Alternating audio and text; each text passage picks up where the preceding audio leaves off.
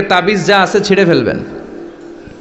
তবে কিছু কিছু স্কলাররা বলেছে ছোট বাচ্চা যারা নিজেরা এখনো আয়াতুল কুরসি পড়ে সূরা ফাতিহা পড়ে নিজেদেরকে ফু দিতে পারে না, মা বাবা কতক্ষণ ফু দিবে?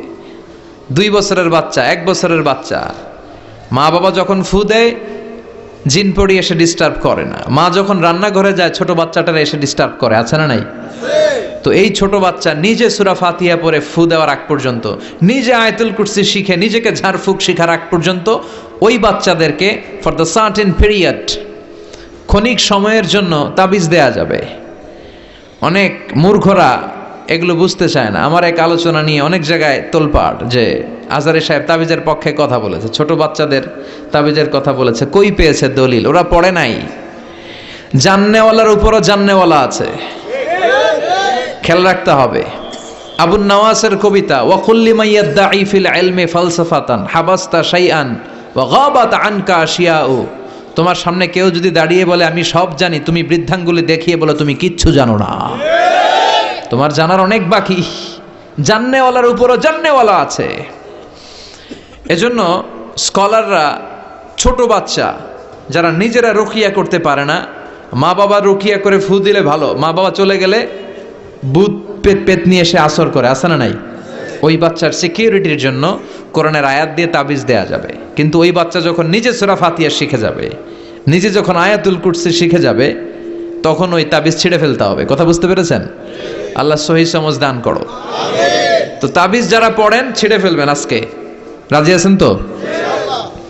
ছিঁড়ে কি করবেন? সূরা ফাতিহা পড়বেন, পড়ে ঝাড়ফুঁক চলবে আজকে থেকে। ঝাড়ফুঁক করা সুন্নাহ। আর তাবিজ দেয়া হচ্ছে বিদআহ, যেটা বিশ্বনবী শেখায় নাই, সাহাবারা শিখায় নাই, ওইটাতে আমরা যাব না।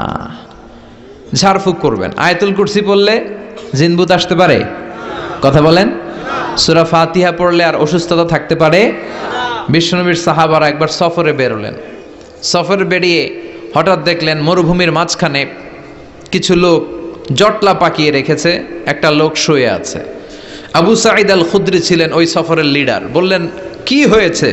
তারা বলল আমাদের নেতাকে সাপে কামড় দিয়েছে, আরেক বর্ণনায় বিচ্ছু কামড় দিয়েছে, বিষের ব্যথায় আমাদের নেতা মারা যাবে।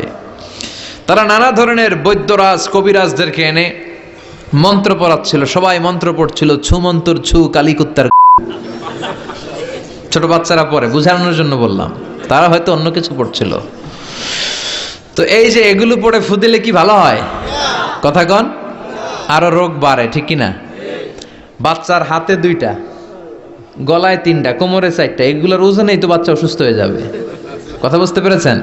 আবার কোমরে লাগায়, এটারে কি বলে? কাইতন। কি কয়? তাগা।